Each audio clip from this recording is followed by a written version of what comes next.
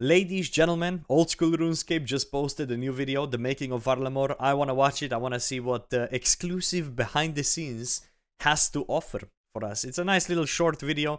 Let's take a look. Obviously, the new update is right around the corner. As I'm watching this, it is 18th of July.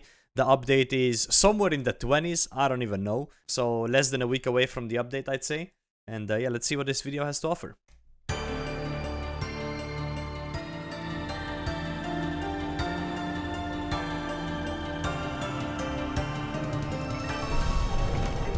Oh, right. We're gonna get a giant something crab, right? Where everybody can AFK train on it. That's gonna be pretty cool, I think. For like new accounts. AFK combat training. Boom.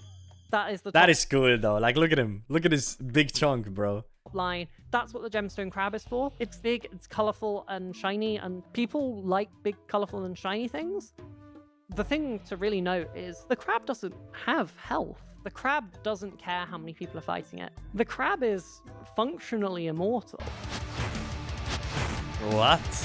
I mean, this is kind of cool, right? I mean, obviously, nowadays, you just have everybody sit AFK on either sand crabs or like fossil island crabs. But having something like this is pretty cool. So this is going to be like AFK for like your other accounts. I guess I'm assuming every 15 minutes you're just going to click on a different spot and follow it around. But let's see. People know what they want to do with sand crabs. They want to sit there, let the game play itself. We wanted to mirror that experience in a colorful, scaled up environment and make it collaborative rather than competitive. You're not worried about someone showing up and ruining your XP rates. It's only really a threat to very low hit points and very low defense players. Okay, so it's gonna deal a little bit of damage, so you're not gonna be seeing people 1 HP Darrow King because it can hit you something. But you still get that same experience of just clicking and forgetting and doing something else on the side. Eventually, your time will be up, and the crab will burrow into the ground. You'll see everyone rushing to the cave nearby and pop out where the next location the crab has moved to. And if you're in one of the top 16 players, you can mine a gem from its remains. But that is the only reward, actually. It's a nice little extra if you deal a bunch of damage to the crab compared to everyone else. Okay, so I guess if you're a maxed account or whatever, you can then do a little bit of mining in the end, sure. Or like if you're low HP Darrow King, I don't really know what's the highest DPS these days.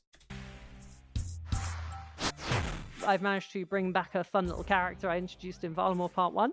They're very excited to tell you all about where the crab is and what it's up to. Okay, so let's see. We see it kind of on the map where it would be. How about we go in the game, we analyze the map situation, we scroll down to Varlamore, and we start speculating, okay? Where's the Varlamore? I don't even know. Okay, so... Okay, no, listen, this is not even a secret anymore. It's gonna be right down here. There's no way it's not down here. Analyzing the situation of the velocity, it has to be here, right? Because this is the end of the thingy. It's either gonna be like down here, or it's gonna be like here, right? I don't see another play. Maybe like down here? No, it's gonna be down here, surely. Anyways, let's continue. I'm Mod Halo, a technical designer on the Old School team. The Final Dawn, it leads on from the Heart of Darkness. And from those that know, that had quite the dramatic end. And this quest is no different. Expect some twists, some turns, some difficult encounters, but for those that experience it, you'll finally see how their story ends.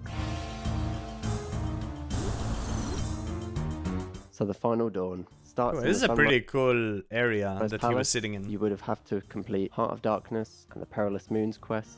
Okay, we got that done. At least combat level 100. We've got a general theme going through the quest, which we use in all the puzzles and most of the combat encounters that we don't really see in other quests. So in terms of reward, we've got runecrafting XP, thieving XP, fletching XP. So this is basically like low-key a spoiler. I don't know if they gave a spoiler of stats that you will need for the new quest. But yeah. Lamp, access to the Crypt of Tenali, and the most anticipated update of all, the Doom of... Yeah, so this Delve boss, I guess we'll need to do the quest first and then go into the boss, right? Sometimes I wish there was just updates where you could just go directly into the boss. I guess we've had that recently though. Macchiato. In terms of quests outside of the Final Dawn, well, you'll just have to see. Also, they're adding more than one quest, basically. I'm Mac, and I am a game designer on Old School. The Doom boss is This guy looks sick though. What the fuck is that? Is the latest endgame piece of PVM content being added to Old School. The premise behind it is that every time you defeat Hold up, there was a spoiler. Let's analyze. Okay, mage range defense. So you need to probably run around and hit it in the back, surely, right? With melee. The premise behind it is that every time you defeat it, instead of killing it, it digs down into the ground and kind of gains power from the corrupted earth. It increases... That is really cool idea. I think RS3 has like, what is it, like Telos? I think it's Telos.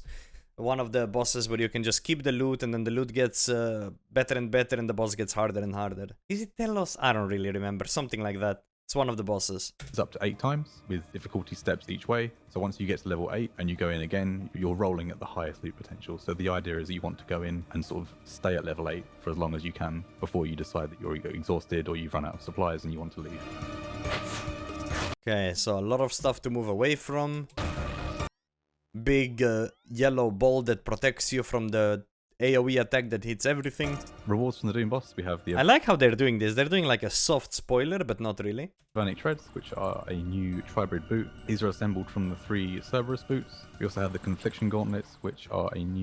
Wait, what's Confliction Gauntlets? New best in slot magic glove. Beast magic gloves and boots where you don't need switches anymore. These will boost your magic accuracy by re-rolling your attack roll if you miss an attack.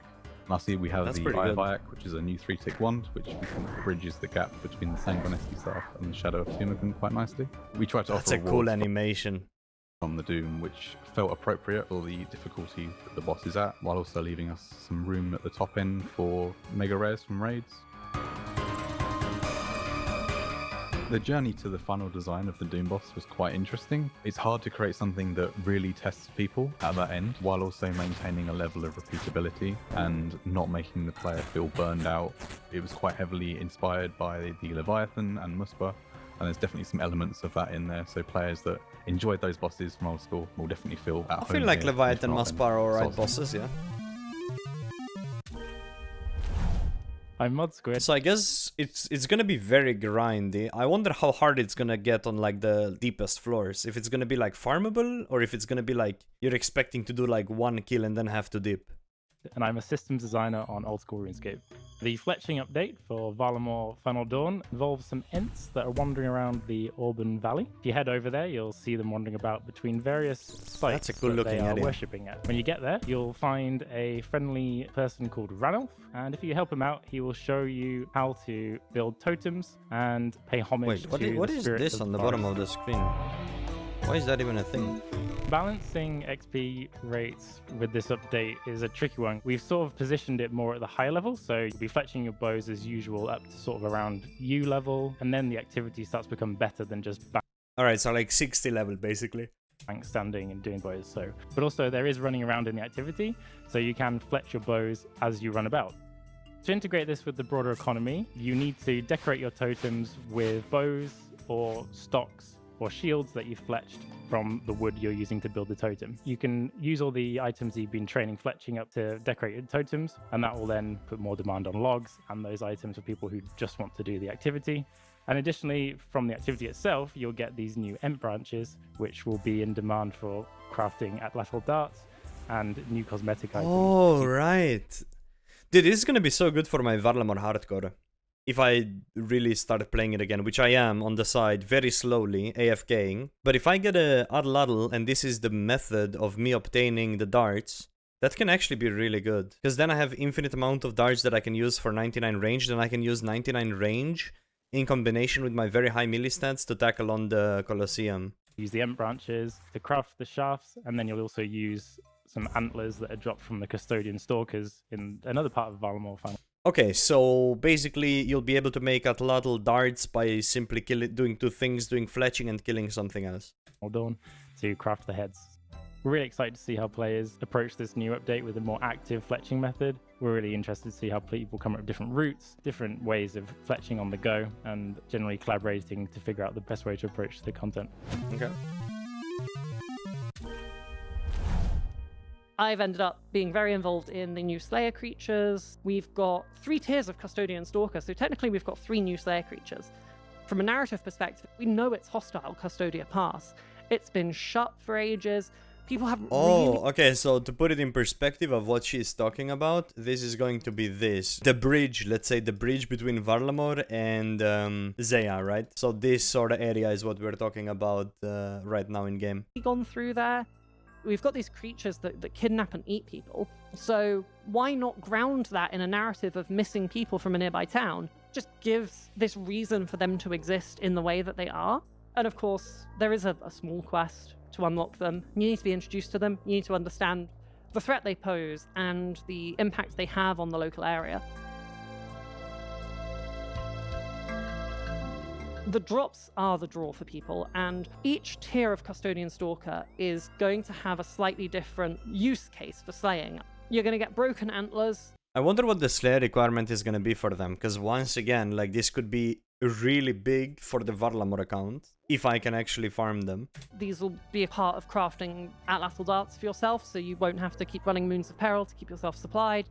You'll be able to grab Alchemist Signets. These are plucked from the bones and the undigested bits of traveling alchemists and people traveling with herbal supplies. The real big bit is the Antler Guard, our wonderful new Tribrid offhand.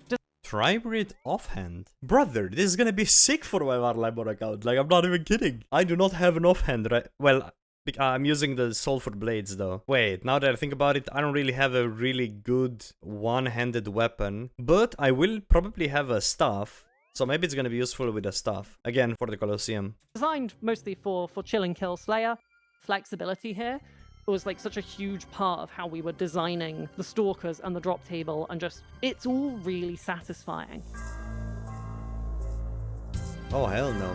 Everyone's really excited to do this kind of horror twist on a Slayer creature. We're delving into a kind of horror that old school hasn't really touched yet.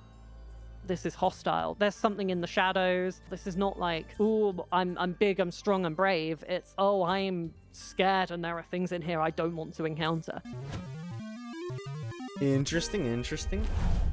Hi, I'm Mudjerv, and I'm one of the concept artists on Varlamore The Final Dawn. The Final Dawn, I wanted to feel way more in tune with nature and the animals and much more natural materials used, and it's really mutualistic, like they're one and the same. So I took a lot of inspiration from the Mesoamerican Aztec ruins and wanted to get that feel across with the entire architecture of the city. When designing something new for old school, there's a lot of channeling that inner child who used to play old school growing up. You go in hard and then choosing when you want to spend a lot of time designing a boss. We knew it wanted to be an insect. Oh, I got flashbanged in real life. This is so white. Already established that as well. And we wanted to keep the conversation between Mac and I to really implement the... I really like how they did this. Like, if we go back a little bit... Boss. We knew... Like, this, how satisfying is this recording? It wanted to be an insectoid. Mod Mac already established that as well. And we wanted to keep the conversation between Mac and I to... That is so cool, and then when they add the colors, it just comes together. Really implement the game mechanics into the design itself with the shield hands they have, and then just playing around with ways to incorporate the demonic elements in, and more it kind of started taking form. And that's mega nice. Shape. It was a fun little dance of just balancing all those elements to see what we got. We spent quite a bit of time designing the Doom's boss arena as well. We wanted the wall kits to be reused to some degree as it cascades down into different layers, but taking hints of each other to become more and more scary, more and more intimidating, and now stuff is getting real. And I tried to go about this a bit more freestyle about every design element I put down, just to see what feels right. Very cool. Hello, I'm Mod Surma, and I am a senior audio designer. The Final Dawn covers a wide range of different locations, characters, and emotions, and we wanted to express all of this in the audio. Myself and Mod Jamesy read through all the documentation to re-immerse ourselves, which allowed us to start sketching out musical ideas. One of the challenges that we faced for the Doom boss was that there were so many things going on that we had to make sure that all the audio and all the audio cues was clearly audible, so that way the players can hear what attacks are coming. My biggest inspiration for the music is the fantastic story and lore of the quest itself. I wanted to make sure that my music and sounds reflect the emotional journey that the story takes us on. When playing old school RuneScape, the players have a certain expectation of what they will hear. We have a certain set of custom tools that we use to create our sounds and music. We can always make sure that we're keeping to the old school RuneScape sound signature.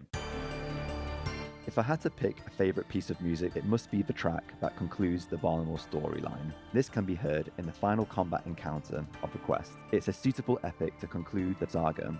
It's That a is track low-key a that banger. incorporates the key Varlamore musical theme that I first wrote back in 2019. We've had an opportunity to see this theme develop in various tracks, and now this piece of music brings this theme to an exhilarating close. There are over 10 new music tracks for this update, and each music track reflects their environment. We want you to feel really immersed with this music when you're adventuring through these lands, and we really hope you enjoy what you hear. So you might be asking, how do we put this all together? Working with art, working with audio, all sorts of disciplines. We're there talking to each other throughout the entire process, from concept all the way through to release. Art have done an amazing job of providing us this amazing landscape. There's almost a canvas for us to paint on in terms of content, where to put things. We've had awesome back and forths with our animators. They've done an You're amazing job maxing with in the quest. 30 seconds. Wait, where are you maxing? Wait. Brief Slayer Dungeon Bloodvilds. Of course I'm coming. Hold up. Brief. Dude, I cannot miss this. And when a homie is maxing, you gotta be there for them. Like, it is what it is. You only max once in your lifetime, you know what I mean? Everybody say cool comment collected. It's happening soon.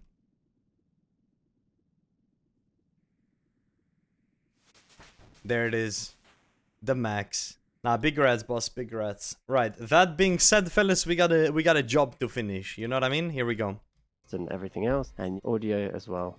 We tend to look at areas that already exist in game, and we always want to come back to, does it feel old school, which I really think we've hit with this update. It's been an amazing journey, and to see it all put together at the end is truly amazing. Oh, there it is, 23rd. What is it right now? Right now is 18th. 5 days, guys. 5 days, maybe 4 days after this video is posted. And we'll have a brand new update. We'll look forward to it. We'll grind it out. It's gonna be fun. I'm excited. Once again, this has been the Old School RuneScape official channel coming in with this video. It's a pretty good video. I hope they do more of this. Very satisfying. But yeah, thank you very much for watching. If you did, maybe sub, maybe like, and I'll catch you again very soon with another upload. Be safe. Bye-bye.